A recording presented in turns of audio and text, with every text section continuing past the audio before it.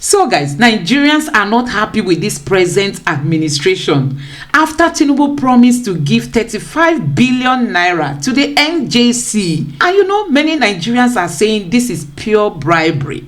Why give the judiciary this kind of amount of money? 35 billion naira at a time when petitions have been filed against you, and you are going to give the people who are to handle these petitions 35 billion naira. And many people have condemned it, saying that he's just trying to bribe our judges, because there is no way they will receive this kind of money and they will not want to twist justice. Why at this moment? That is the question many Nigerians are asking. Take a look at this reaction. This person said, amidst the tough legal battles Bola Tinubu is facing at the election petition tribunal, he is giving the judiciary 35 billion naira to get the judges on his side. Nigerians, keep your eyes on the judiciary. Oh my God. Nigerians, your eyes must be on the judiciary. Why give them this kind of money? In billions, not even in millions. Is the court in Nigeria really the last hope for the common man? Don't forget that Tinubu has asked for a 5 billion naira approval for palliative, saying that Nigerians will get 8,000 naira. For 6 months, each family will be getting 8,000 naira. Many people have argued that instead of giving the judiciary this kind of money and giving Nigerians just 8,000 naira, why not just take that money and increase minimum wage for the Nigerian people, considering the cost of things? And this is why Nigerians are saying they want Peter Obi, because we need people that can be creative, people that will come up with more creative ideas on how to, reduce the suffering of the Nigerian masses. Do you know how much the people in the Senate and House of Rep will be going home with? They are the people that this money is going to favor the most, while ordinary Nigerians will be earning just 8,000 naira that can't even afford anything for them. Let me allow you watch this video. Just take a look at this video. President Bola Tinubu is seeking amendment of the 2022 Supplementary Appropriation Act to allow the federal government spend 500 billion naira on fuel subsidy palliatives. In a letter read on the floor of the House on Wednesday's plenary by the Speaker Tajuddin Abbas, the President said the money will be sourced from the 2022 Supplementary Appropriation Act of 819.5 billion naira. The President explained that the request has become necessary following the removal of fuel subsidy and the need to provide palliatives to cushion its effect on Nigerians. Of my highest consideration, signed Bola Tinubu.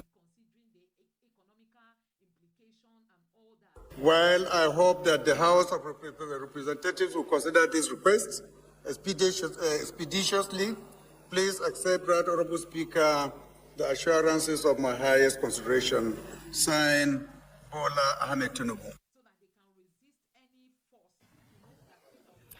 All right, to some reactions now. Chukwuemeka says, what happened to the $800 million loan collected as palliative at the climax of Buhari's government? Palliatives that do not have any effect whatsoever on the lives of the citizens. It's another avenue for sharing money among the political elites. For another user also said, truth is tweeting, and he says, former Minister of Finance and Buhari government once told us they are sharing 5,000 naira to each person, each poor citizen. Till today, nobody could confirm or show the list of the people who received the palliative. That Nigerian government should at least make rice affordable since they stopped importation. And on 4 says, Tinubu removes fuel subsidy. Well-meaning Nigerians, why will he remove subsidy without providing palliatives? Tinubu seeks approval for 500 billion naira as palliatives for subsidy removal. Well-meaning Nigerians would say they don't start to the embezzle money. What is the color of your problem? For Casey, he says, hope the palliative will get to everyone. To make it easy, you all should send the money to our bank account the way CBN sent SMS to every Nigerian that had a SIM when the Naira note was redesigned.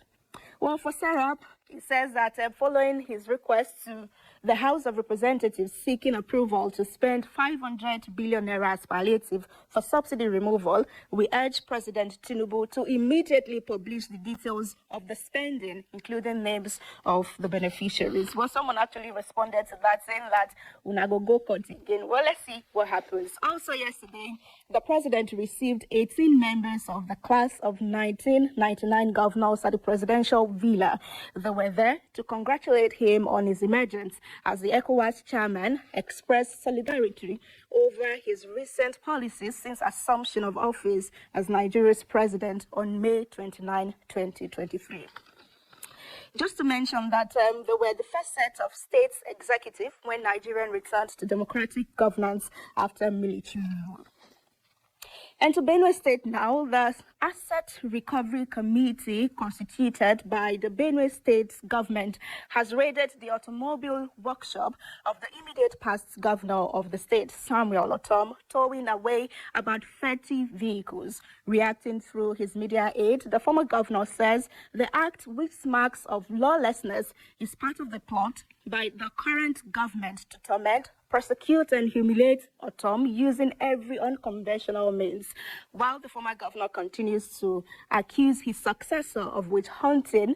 The successor insists that the Asset Recovery Committee, inaugurated on June 22, was not to witch hunt anybody, but to recover government property sold and kept in the wrong hands. So briefly, what he said, he says that Benue people were surprised. This is the governor now, sitting governor speaking. He says Benue people were surprised to see the number of cars recovered at a property belonging to someone they once held in trust. And he says, in fact, all patriotic Benue citizens should be happy and must commend the committee for daring to carry out the assignment given to them by the government without fear or favor. In reaction to this, Davido guy says this Governor Alia of Benue should take it easy with the PR, Osha. We all know Otom failed, but you can't tell me with all the problems Benue State is facing, now only cars you feed don't retrieve since inauguration. For Gabriel, he says, what is it doing with 30 vehicles in a state like Benue State? It's so sad that governance is now an opportunity to amass wealth instead of a call to serve. For Daniel, he says, which campaign promises did Otom, the ex-governor, fulfill during his tenure in government, instead enriching himself and depriving the citizens of their monthly salaries and pension? For another user, Crypto Forever, he says, I have never been wrong on Benue State. This man is already making the same mistake Otom made in his first term, trying to be politically correct. The question he should answer Nigerians is who are the ones wiping out villages, possessing their lands, and renaming them. And away from this now, from Benue, and the Federal Competition and Consumer Protection Commission, FCCP, says it would ask Google to permanently delete from its Play Store all the digital money lending applications harassing and slandering customers. It says, while the ethical ones are welcome to do business in Nigeria, those that engage in defamation of consumers will be dealt with promptly. So this is what they say. He said our concern is if these lenders we've approved are still doing it, that's harassing customers, even if they do it just for once, we will permanently delete them from the Google Play Store. As we discover them, we go after them. He continued to say there are things they can do wrong where they will be given a second chance, but with respect to harassing consumers or defamatory messages, there will be no second chance. And he also talked to the people. He says people who truly have a problem and have failed to make a permanent or do not fail to make a payment should not be subjected to the inconvenience, the aggravation and frustration that accompanies these defamatory messages. Responding on Instagram, is Choco Choma, who says, if it's just the debtors, no problem. But why harass me with calls and text messages simply because someone has me on their contact? Did I guarantee the person? Did he or she share the money with me? Was I contacted by them, that's the lenders, to ask if they should give such a person a loan? Why should I be in the mix when it goes south? And Modi says, please shut them down before August ending. I'm begging for my guy. He borrowed money. And for issue, Grace says, almost small money I borrowed. They started sending messages to my contacts saying I have HIV and I collected money from them to buy drugs and then I refused to pay or more. For this user, I said better replace it with better government credit system. The loans are helping the lives of many youth in Nigeria. And our last reaction to that is from this user who says, make a quick borrow be that so that once they ban them, I go see with you again. Well, be right back. Let's see if he's going to favor you. And finally, on the show today, Nollywood film industry has again been thrown into mourning with the loss of one of its members, 63-year-old Cynthia Okereke, who died in the early hours of Wednesday, July 12, 2023. The chairman, Actors Guild of Nigeria, Delta State Chapter, Ima, and a colleague of the deceased, Joseph Okechukwu, who broke the news of Okereke's death via their social media handles, noted that the actress, who has been managing her health for a while now, died from an undisclosed ailment. Okereke, who began her acting career in the 1998, hailed from Enugu State, southeast Nigeria. Her death is coming about a year after herself and a colleague were kidnapped while returning from a movie location. They, however, regained their freedom after some days with their abductors. Could it be that she never recovered from the trauma of that event? Well, unfortunately, rest in peace, ma'am.